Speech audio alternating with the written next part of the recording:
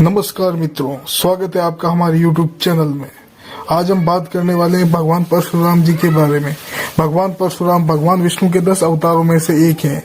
उनका जन्म ब्राह्मण कुल में हुआ था, जो वामन अवतार के बाद तथा श्री राम अवतार से पूर्व जन्मे थे। मान्यता है कि आज भी परशुराम जीवित है तथा कलयुग के अंत तक वे जीवित रहेंगे। ऐसे ही उनके जीवन से जुड़े कुछ रोचक पहलू हैं।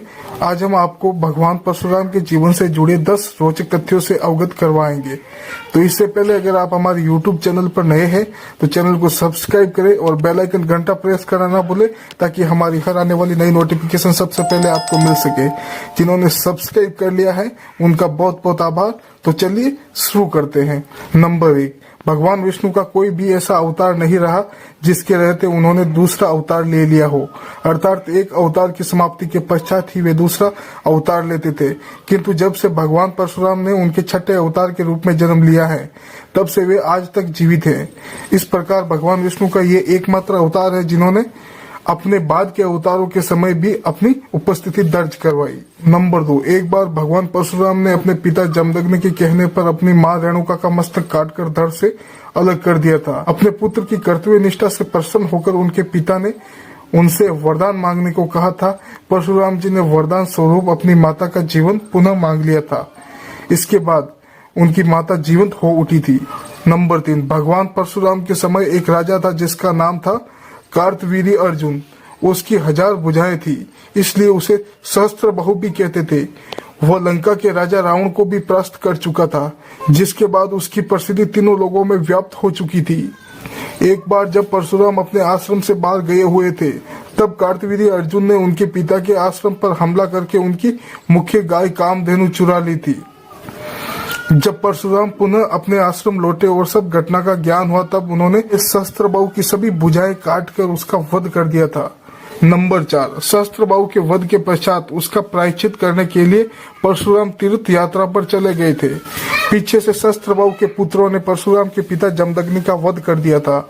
जब परशुराम जी को इसका पता चला, तब उन्होंने पृथ्वी से 21 बार सहस्त्रबाहु के क्षत्रिय वंश का नाश कर दिया था। इसलिए उन्हें पृथ्वी को 21 बार क्षत्रिय विहीन करने के तौर पर भी देखा जाता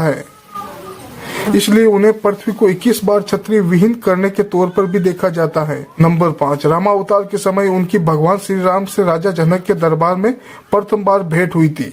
तब उन्हें ये ज्ञान नहीं था कि श्री राम विष्णु के रूप है, इसलिए वे उन पर शिव धनुष तोड़ने के लिए क्रोध करने लगे थे।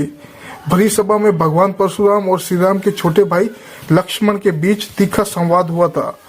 इसके बाद श्री राम ने परशुराम को अपने विष्णु अवतार के रूप में दर्शन दिए थे। ये देखकर परशुराम का क्रोध शांत हो गया था और वे वहां से चले गए थे। नंबर 6, भगवान श्री कृष्ण के समय में भी उन्होंने महत्वपूर्ण योगदान दिया था। महाभारत का युद्ध लड़ने वाले 3 महान योद्धा उनके शिष्य थे। उन्होंने भीष्म पितामह, गुरु द्रोणाचार्य तथा दानवीर कर्ण को अस्त्र शस्त्र की विद्या में पारंगत किया था। बाद में इन तीनों ने महाभारत के युद्ध में कौरवों की ओर से महत्वपूर्ण भूमिका निभाई थी। नंबर 7, एक बार उनका अपने ही शिष्य भीष्म से भयंकर युद्ध हुआ था, लेकिन इस युद्ध का कुछ भी परिणाम नहीं निकला था, क्योंकि परशुराम स्वयं भगवान थे। वह भीष्म को अपनी इच्छा के अनुसार मृत्यु मिलने का वरदान था। इसलिए कई दिनों तक भीष्म युद्ध चलने के पश्चात स्वयं देवताओं ने दोनों के बीच युद्ध को रुकवाया था। नंबर 8, महाभारत के एक और मुख्य पात्र कर्ण ने परशुराम से झूठ बोलकर शिक्षा ग्रहण की थी। उसने स्वयं को ब्राह्मण बताकर शिक्षा ग्रहण की थी, जो कि असत्य था। जब भगवान परशुराम को इसका ज्ञान हुआ, तब उन्होंने कर्ण को श्राप दिया कि जब उसे अपनी विद्या की सबसे ज्यादा आवश्यकता होगी, तब वह उसे भूल जाएगा। इसी श्राप के कारण महाभारत के भीष्म युद्ध में कर्ण का वध धनुर्धारी अर्जुन के हाथों हुआ था। नंबर 9, भगवान परशुराम के बचपन का नाम राम था, लेकिन एक बार उन्होंने भगवान शिव की कठोर तपस्या की थी। तब भगवान शिव ने उन्हें परशु नाम का एक अस्त्र दिया था, जो कि उन्हें बहुत प्रिय था। इसी के बाद से उनका नाम परशुराम हो गया था।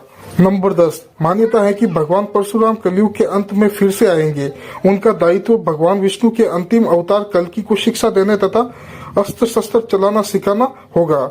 इस दायित्व को निभाने के पश्चात इस धरती से उनका उद्देश्य समाप्त हो जाएगा तथा वे पुनः श्री हरि में समा जाएंगे। तो कैसा लगा आपको ये वीडियो? अगर वीडियो अच्छा लगा तो चैनल को सब्सक्राइब करें और बेल आइकन घंटा प्रेस करना ना भूलें ताकि हमारी हर आने वाली नई नोटिफिकेशन सबसे पहले आपको मिल सके। तो चलिए मिलते हैं किसी और वीडियो में ऐसे ही टॉपिक को लेकर। तब तक के लिए धन्यवाद। तो चलिए मिलते हैं किसी और वीडियो में।